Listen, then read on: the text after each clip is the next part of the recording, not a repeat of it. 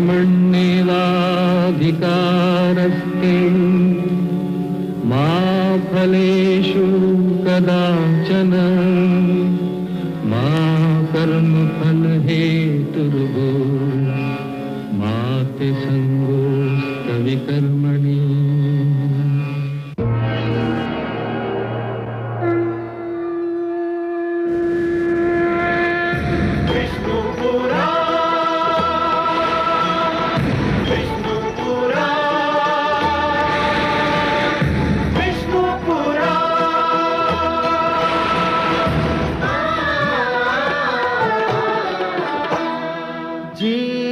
ज्ञान ब्रह्म ज्ञान अथ श्री विष्णु पुराण ओम की कथा महान जय श्री विष्णु पुराण विष्णु पुराण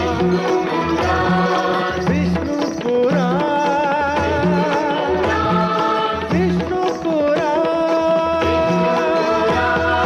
प्रगटे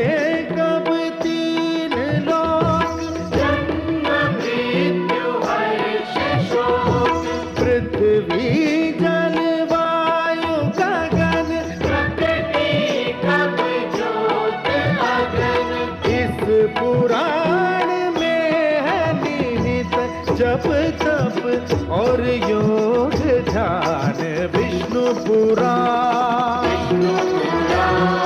विष्णु पुराण विष्णु पुराण।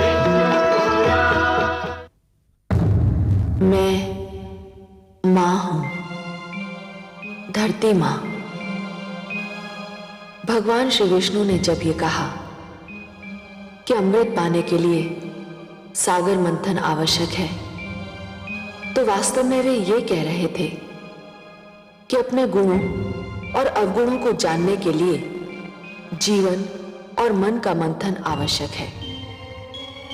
और श्री विष्णु का ये कथन आज भी उतना ही सार्थक है जितना कल था। और इस मंथन के लिए विरोधियों की सहायता भी लेनी पड़े तो उसमें संकोच नहीं करना चाहिए। विरोधियों के विचारों को केवल ये समझकर रद्द कर देना उचित नहीं कि ये विचार उनके हैं जो हमें अच्छे नहीं लगते। देवराज इंद्र किस प्रकार ये महान कार्य संपन्न करते हैं और दानवों को किन तर्कों से उनके विचार बदलने पर विवश करते हैं, इसकी प्रतीक्षा मैं भी कर रही हूं। अमृत वो अनमोल वस्तु है जिसे पीकर हम सब मृत्यु पर विजय पा सकते हैं। जिसको पीने वाला अमर हो जाता है, मृत्यु उसके निकट भी नहीं आ सकती। मृत्यु तो यूं भी मेरे शिष्यों के निकट नहीं आ सकती है देवराज। आ भी जाए तो उल्टे पांव लौट जाती है। आप भूल रहे हैं कि मेरे पास संजीवनी मंत्र है। दैत्य गुरु शुक्राचार्य, आप महान विद्वान हैं, महाज्ञानी हैं। संजीवनी मंत्र ने आपको इतना शक्तिशाली बना दिया है कि कोई आपके समक्ष सिर नहीं उठा सकता। फिर भी क्या मैं आपसे एक बात पूछ सकता हूं? अवश्य पूछिए देवराज, मैं आपको निराश नहीं करूंगा। यह सत्य है कि संजीवनी मंत्र के कारण दानव मृत्यु के भय से मुक्त हो चुके हैं। उन्हें मृत्यु आ भी जाए तो आप उन्हें पुनर्जीवन प्रदान कर देंगे। परंतु यदि आपको कुछ हो गया तब क्या होगा दैत्य गुरु? आप कहना क्या चाहते हैं देवराज? यही कि यदि दानव मर जाएं तो संजीवनी मंत्र उन्हें जीवित कर देगा, पर यदि मृत्यु ने आप पर आघात कर दिया तो आपको कोई जीवित न कर सकेगा, संजीवनी मंत्र भी नहीं।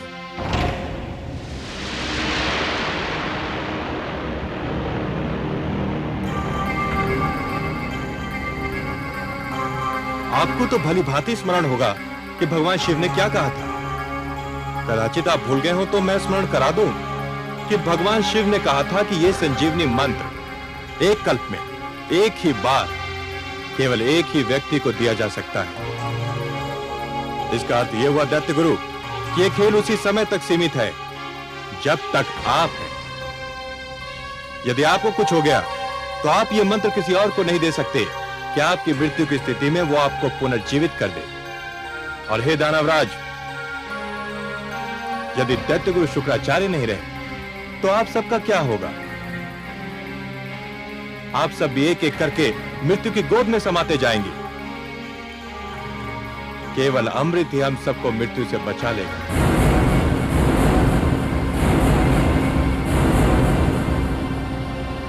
आपके तर्क में तथ्य है देवराज, किंतु हमें अमृत कैसे प्राप्त होगा देवराज?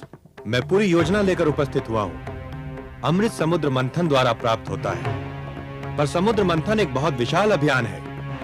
पूरे समुद्र को मथना कोई परिहास नहीं है, वो भी इस स्थिति में जब मंदर पर्वत जैसी मथानी होगी और वासुकी नाग की डोरी। ये तो वास्तव में बहुत कठिन और महान अभियान होगा। आप ठीक समझे दानवराज, ये कठिन और महान कार्य अकेले दम न हम कर सकते हैं और न आप। हम दोनों मिलकर ही इस विशाल अभियान को सफल बना सकते हैं। परंतु यह स्मरण रखिए कि अमृत की प्राप्ति है, वो बहुत आवश्यक है। मैं इस आवश्यकता के विषय में भी जानना चाहूंगा देवराज। अमृत हम सबको अमर कर देगा। जब आपको यह विश्वास होगा कि हम अमृत पान के उपरांत मर नहीं सकते, और हम भी यह जान लेंगे कि हमारे अस्त्र शस्त्र आपका कुछ नहीं बिगाड़ सकते, तो युद्ध निरर्थक होकर रह जाएगा। अमृत केवल मृत्यु का ही नहीं, युद्ध का भी अंत होगा। गुरुदेव, मेरे विचार में यह प्रस्ताव स्वागत योग्य है।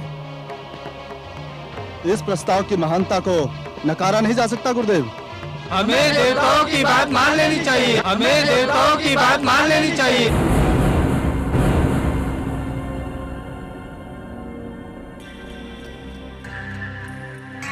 देवताओं से ये आशा रखना कि वो सद्भावना के कारण हमसे सहयोग और समझौता चाहते हैं, मरुस्थल से ये आशा रखने के समान है कि वो मधुवन में बदल जाएगा।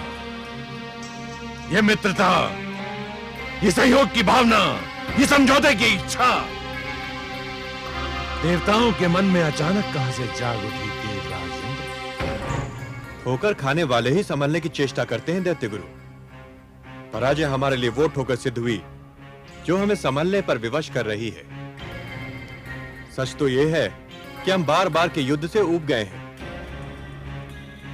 दानवराज, क्या मैं समझूं कि आपने प्रस्ताव स्वीकार कर लिया है? मुझे देवताओं पर तनिक भी विश्वास नहीं है, परंतु देवराज आपके इस तर्क ने मुझे निरुत्तर कर दिया है कि मैं संजीवनी मंत्र से सबको जीवित कर सकता हूं, परंतु स्वयं को नहीं। मेरी मृत्यु की स्थिति में मेरे शिष्यों का भविष्य अंधकार में डूब जाएगा। अपने शिष्यों के हित के लिए मुझे आपका प्रस्ताव स्वीकार करने में कोई आपत्ति नहीं है।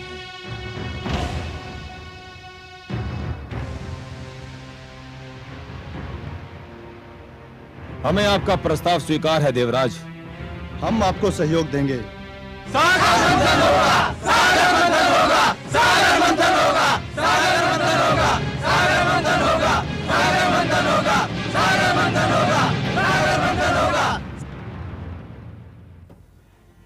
आज तो हमारे देवराज ने चमत्कार कर दिया महादेवी। जिस प्रकार ज्वार के समय समुद्र की लहरें तट को तोड़कर आगे निकल जाती हैं, उसी प्रकार आज देवराज इंद्र के तर्क दानवों की बुद्धि के आगे निकल गए।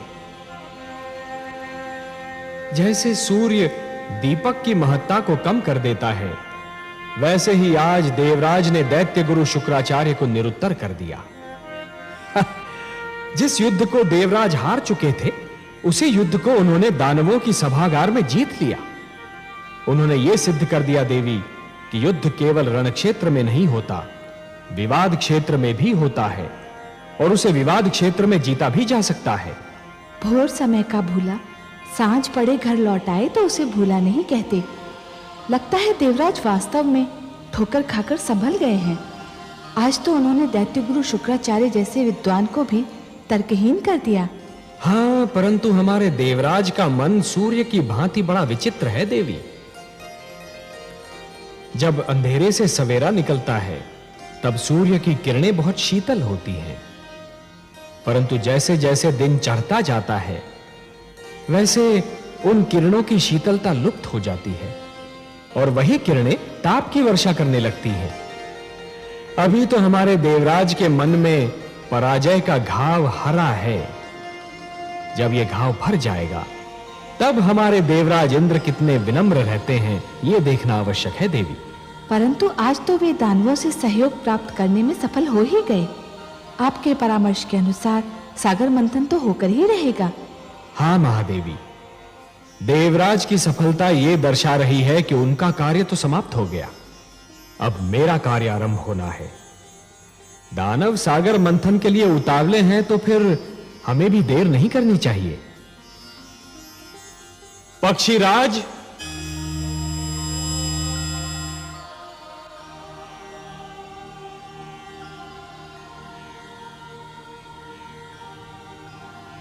आज्ञा है लक्ष्मीपति।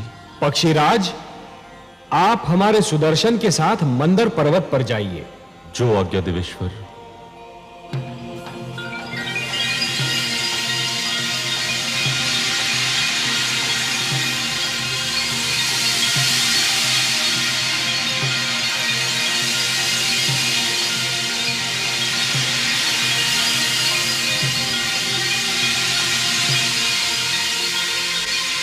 हे सुदर्शन, आप पक्षीराज के साथ मंदर पर जाइए और मंदर पर्वत को जड़ से काट दीजिए। और हे पक्षीराज, मंदर के जड़ से कट जाने पर आप उसे हमारे पुष्पक से बांधकर सागर तट पर ले आइए और फिर हमारे अगले आदेश की प्रतीक्षा कीजिए। मैं आपके आदेश की प्रतीक्षा करूंगा देवेश्वर।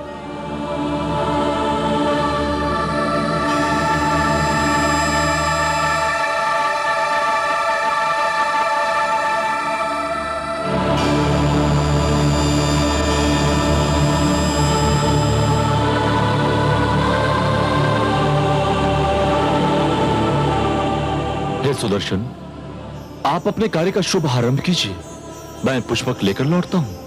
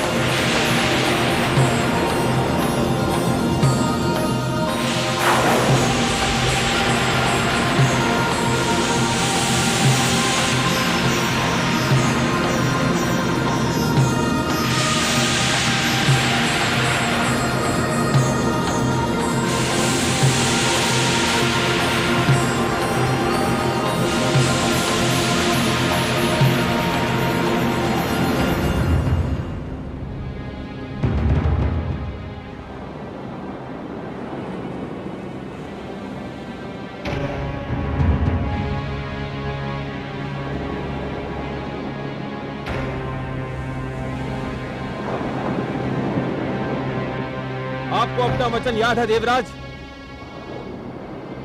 आपने कहा था सागर मंथन से जो भी निकलेगा वो आपके और हमारे मध्य समानता से बांटा जाएगा। हमने यही निश्चित किया था दानवराज, और हम अब भी अपने वचन पर अडिग हैं। तो फिर ठीक है, सागर मंथन का शुभारंभ होगा। पक्षीराज जैसे ही मंदर पर्वत लेकर आएंगे, मंथन आरंभ कर दिया जाएगा।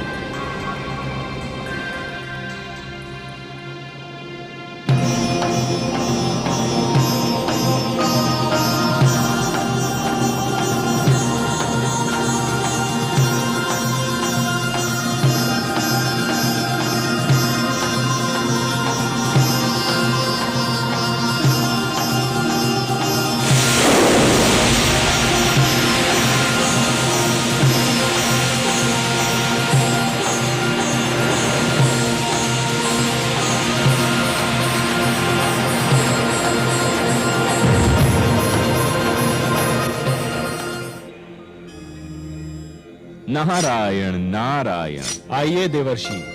प्रणाम माता। प्रणाम सर्वेश्वर। प्रणाम। आपने बुलाया मुझे? हाँ देवर्षि, हमें आपका सहयोग चाहिए। हे लक्ष्मी नारायण, ये तो आपकी महानता है कि आप मेरी सेवा को सहयोग का नाम देते हैं। आदेश दीजिए। समुद्र मंथन होने वाला है देवर्षि, समुद्र मंथन। परंतु एक समस्या है। वासुकी नाग का प्रयोग डोरी के रूप में होना है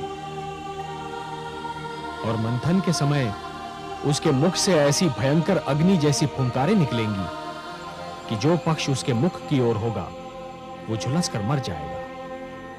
ये तो सत्य है प्रभु। समस्या ये है देवर्षि कि यदि दानव मरे तो दैत्य गुरु शुक्राचार्य उन्हें पुनः जीवित कर देंगे, और यदि देवता मरे तो उनकी संख्या कम हो जाएगी और समुद्र मंथन संभव ही नहीं हो पाएगा। ये तो चिंता का विषय है देवेश्वर, इसकी ओर तो मेरा ध्यान ही नहीं गया। इसीलिए तो मैं ये चाहता हूं देवर्षि कि पाला बांटते समय कुछ ऐसा हो कि वासुकी की दुम की ओर देवता हो और वासुकी के मुख की ओर दानव हो। इसीलिए मैंने आपको थोड़ा सा कष्ट दिया। नारायण नारायण, आपकी लीला धन्य है प्रभु। देवर्षि, ये केवल मेरी लीला नहीं, आपकी बुद्धि की परीक्षा भी है। वासुकी के मुख की ओर दानव और दुम की ओर देवता। बस ये समझिए कि आपकी क्षमता की परीक्षा है ये। आपको परीक्षा लेने में और मुझे परीक्षा देने में जो आनंद आता है उसका अनुमान केवल मेरी लक्ष्मी माता को है। क्यों माता? नारायण नारायण।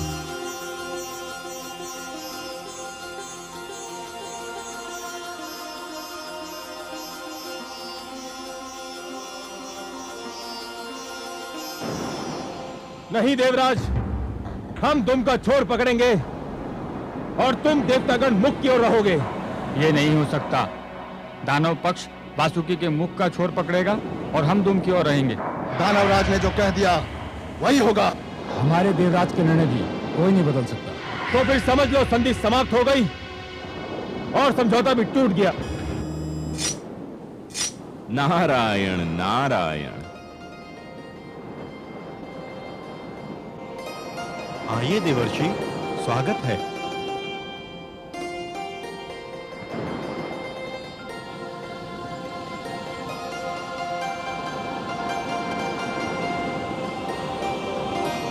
वातावरण का ताप बहुत बढ़ा हुआ दिख रहा है। किस विवाद ने ताप को बढ़ा दिया है? देवर्षि, आप ही निर्णय कीजिए। हमारा कहना है कि दानव वासुकी के मुख का छोर पकड़ेंगे और देवता दुम का छोर, पर ये दानव मान ही नहीं रहे हैं। हे देवर्षि, समझौते का प्रस्ताव देवराज लेकर आए थे, हमने मान लिया। अब हम प्रस्ताव रख रहे हैं तो देवराज क्यों नहीं मानते? उचित है, सर्वथा उचित है। देवराज, दानवराज का तर्क बुद्धिसंगत है।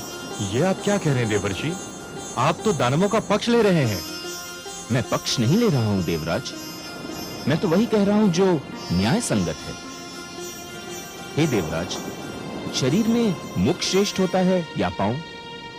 100% मुख। वो ऊपर होता है, ऊंचा होता है, शरीर की पहचान बताता है। तो फिर तो श्रेष्ठ की ओर उसी को ही होना चाहिए जो स्वयं भी श्रेष्ठ हो। क्या कहना चाहते हैं आप देवर्षि?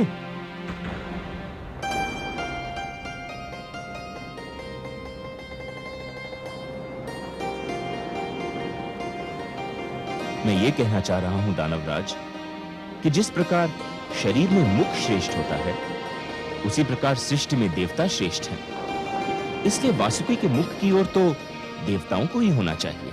आप हमारा अपमान कर रहे हैं देवर्षि। हमने देवताओं को परास्त किया है, युद्ध क्षेत्र में उन्हें सर झुकाने पर विवश कर दिया था। देवता श्रेष्ठ थे, अब नहीं है, और पराजित कभी श्रेष्ठ नहीं हो सकता। अब तो केवल हम श्रेष्ठ हैं। उचित है, सर्वथा उचित है। इस विषय पर तो मैंने भी नहीं सोचा था। श्रेष्ठ वही होता है जो विजयी होता है।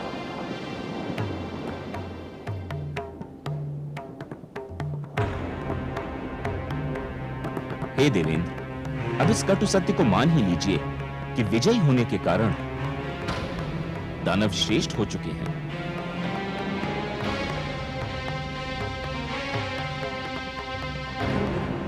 हे दानवराज, श्रेष्ठता की कुछ मांगे होती हैं और प्रथम मांग यह होती है कि उसे हमेशा श्रेष्ठ की ओर रहना पड़ता है। यह मांग तो तभी पूरी हो सकती है जब आप वासुकी के श्रेष्ठ भाग की ओर हो। यदि श्रेष्ठ की यही मांग है तो हम वासुकी के मुख की ओर का पाला स्वीकार करते हैं।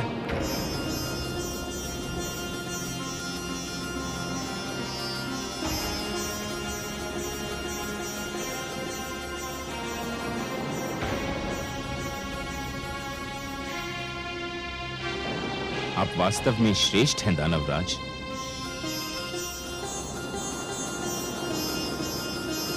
देवऋषि नारद की जय!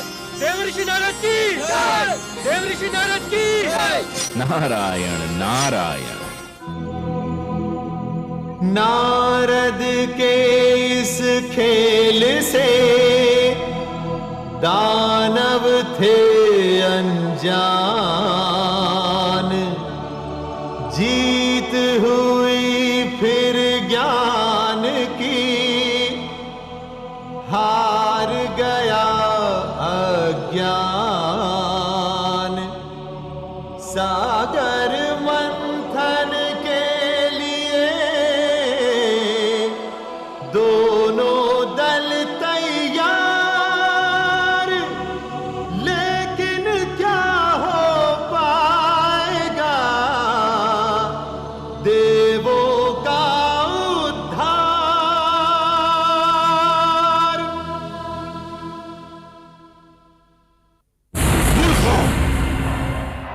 तुम जानते हो कि वासुकी के मुख की ओर रहने से क्या होगा?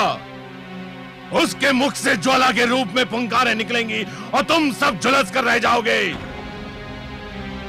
देवता चतुर हैं और नारद उनसे भी अधिक चतुर। उन्होंने तुम्हें श्रेष्ठ कहकर तुम्हारी प्रशंसा कर दी और तुम उनके जाल में फंस कर रह गए।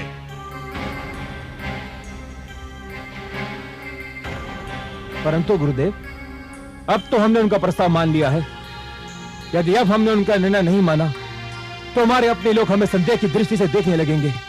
भूल मेरी थी जो मैंने तुम लोगों पर भरोसा किया। मुझे स्वयं वहां पर उपस्थित रहना चाहिए था। अब क्या होगा गुरुदेव? बाण धनुष से निकल चुका है। जाओ, जाकर मंथन आरंभ करो। मुझे स्वयं देवताओं की चतुराई पर दृष्टि रखनी है। जाओ। जो आज्ञा गुरुदेव।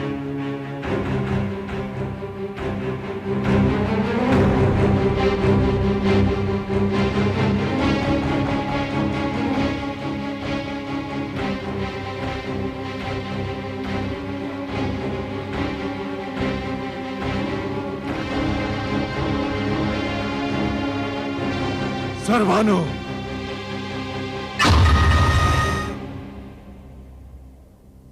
आज्ञा गुरुदेव।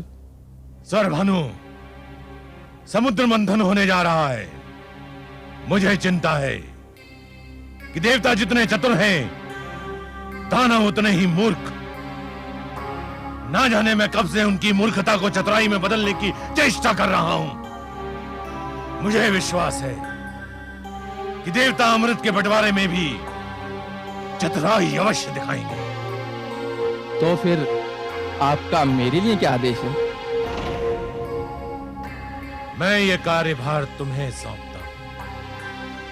तुम ध्यान रखोगे कि अमृत के बंटवारे में कोई पक्षपात ना हो। जितना अमृत देवताओं को मिले उतना ही दानवों को मिले। आप निश्चिंत रहिए गुरुदेव। मेरे होते हुए कोई असमानता नहीं हो सकती।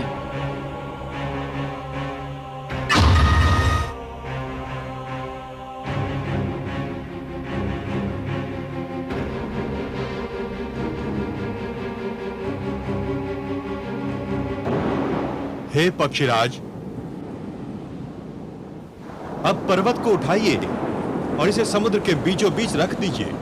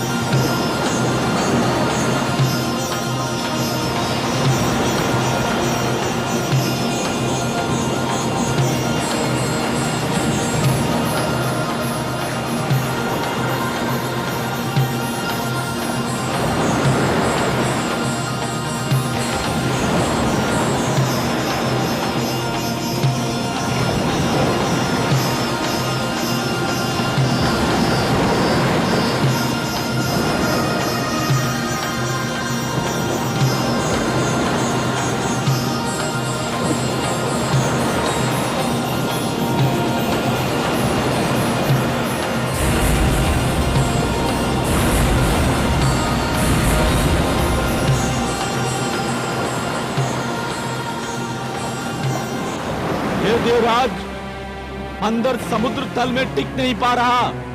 यदि इसे समुद्र के नीचे कोई ठोस वस्तु ना मिली तो ये डूब जाएगा। इसे कोई ठोस आधार चाहिए। तो फिर मंथन कैसे होगा देवराज? कोई उपाय तो करना ही होगा।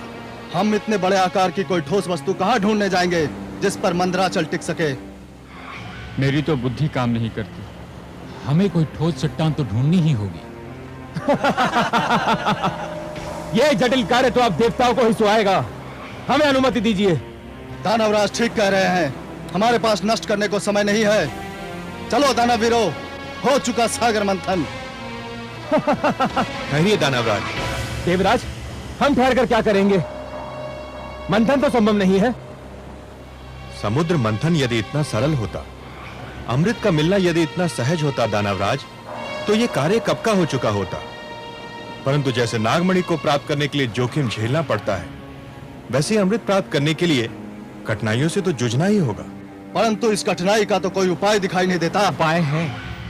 हे देवराज, क्षीर सागरवासी भगवान विष्णु के अतिरिक्त और कोई नहीं जो हमारी सहायता कर सके।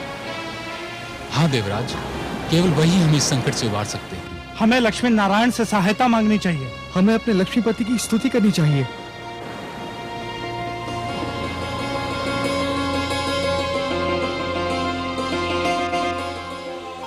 ये धरती से पुकार उठ रही है। मुझे बुलाया जा रहा है। हाँ कमल नयन, संकट बढ़ रहा है। मंथन असंभव सा लगने लगा है। और यदि मंथन नहीं हुआ तो जीवन संकट में घिर जाएगा। देवता अमृत से वंचित रह जाएंगे और दानव संस्कृति की जीत हो जाएगी। परंतु हे कमल नयन, मंथन कैसे होगा? मंदराचल तो समुद्र में डूबा जा रहा है। उसे स्थिर करने के लिए कोई महान ठोस वस्तु मिलेगी कहां से भला? प्रिय, मैं धरती और जीवन का पालक हूं। धरती और जीवन की रक्षा करना मेरा कर्तव्य है। मैं मंदराचल को अपनी पीठ पर रोक लूंगा। आप मंदराचल को अपनी पीठ पर रोकेंगे? हाँ प्रिय, मैं कूर्म का रूप धारण करूंगा। यह मेरा कूर्मा अवतार होगा। दूसरा अवतार, मंदर पर्वत मेरी पीठ पर टिक जाएगा और फिर समुद्र मंथन में कोई कठिनाई ही नहीं होगी। परंतु हे कमल नयन, आपने तो कहा था कि आप मानव लोक पर उसी समय जाएंगे जब मानव कल्याण को कोई संकट होगा। ये तो देवताओं और दानवों का झगड़ा है। इसमें हस्तक्षेप करने के लिए आपको अवतार लेने की क्या आवश्यकता है? हे महादेवी, मैंने कहा ना कि यदि सागर मंथन नहीं हुआ तो दानव संस्कृति जीत जाएगी। और यदि दानव संस्कृति जीत गई तो सर्वप्रथम मानव संस्कृति को मिटा देगी। देवता उनके आगे नहीं टिक पा रहे तो मानव कहां से ठहरेगा? वो तो और भी दुर्बल है। और इसीलिए ये देवताओं और दानवों के झगड़े से अधिक मानव कल्याण का प्रश्न है। मुझे जाना ही होगा। और मैं, क्या मेरे भाग्य में फिर वियोग की घड़ियां लिखी हैं? प्रिय, वियोग के उपरांत जो मिलन होता है उसका आनंद ही कुछ और होता है। वियोग तो मिलन की मिठास बढ़ा देता है प्रिय। और फिर ये वियोग इतना लंबा नहीं होगा। हम शीघ्र फिर मिलेंगे और ये मिलन इतना सुंदर होगा प्रिय कि आप इसे कदापि नहीं भूल पाएंगी। मैं तो वियोग शब्द सुनते ही उदास हो गई थी, परंतु आपके सुंदर मुख से मिलन शब्द सुनते ही मैं आनंद विभोर हो उठी हूं। कैसा होगा अपना ये मिलन कमल नयन? इस बार आप मेरी भुजा में लीन अवश्य होंगी महादेवी, पर आपका जन्म सागर मंथन से होगा। समुद्र मंथन से जो अनमोल रत्न निकलेंगे उन्हीं के साथ आप भी निकलेंगी। हे महादेवी, अमृत और आप, यही दो तो इस सागर मंथन की सबसे सुंदर उपलब्धियां होंगी। आप प्रेम का प्रतीक हैं, ममता का स्वरूप है, और जीवन के लिए प्रेम और ममता अमृत से कम नहीं देवी। सत्य पूछिए तो प्रेम और ममता तो अमृत से भी कहीं अधिक सुंदर और महान है। अमृत तो केवल देवताओं के लिए होगा देवी, परंतु आप इस सागर मंथन की सबसे महानतम उपलब्धि होंगी, क्योंकि आप ही मानव कल्याण का सर्वश्रेष्ठ साधन बनेंगी।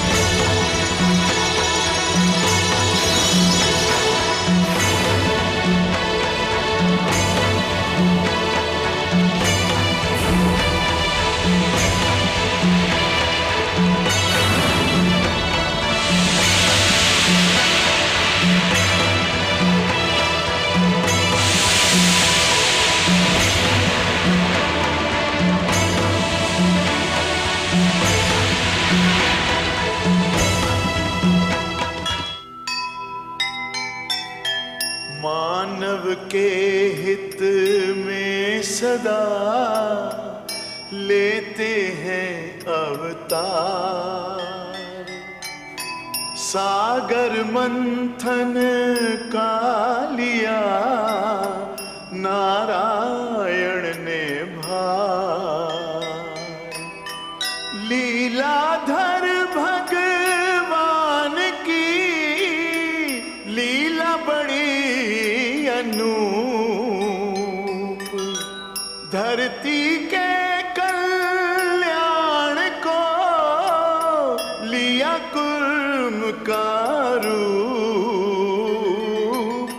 लिया कुर्म का रूप।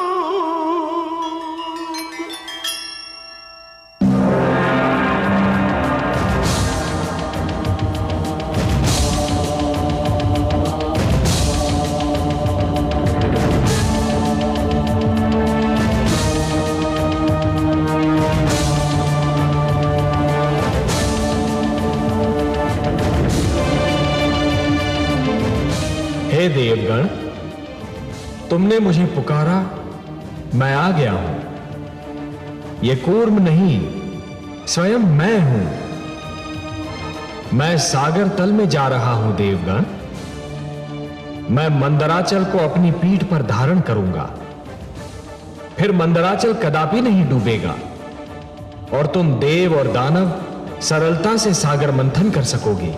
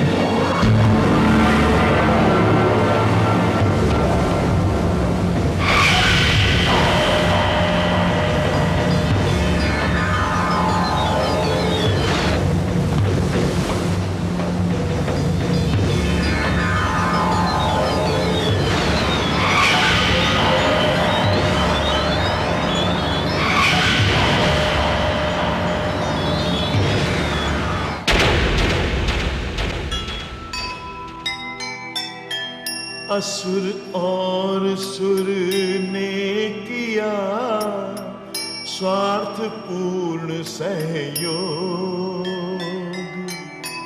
मन का होता मेल तो होता शुभ संयोग। सागर मंथन चल रहा, हलचल हुई अपार, क्या होगा परिणाम अब देख रहा संसार, देख रहा संसार।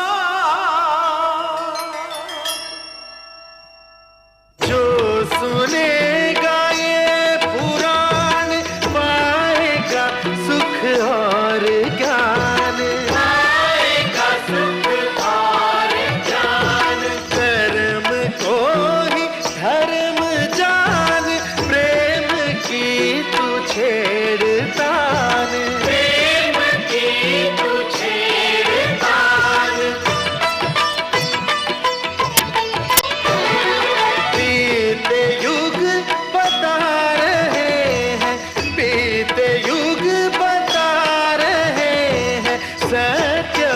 पे चल सुजान विष्णु पुराण।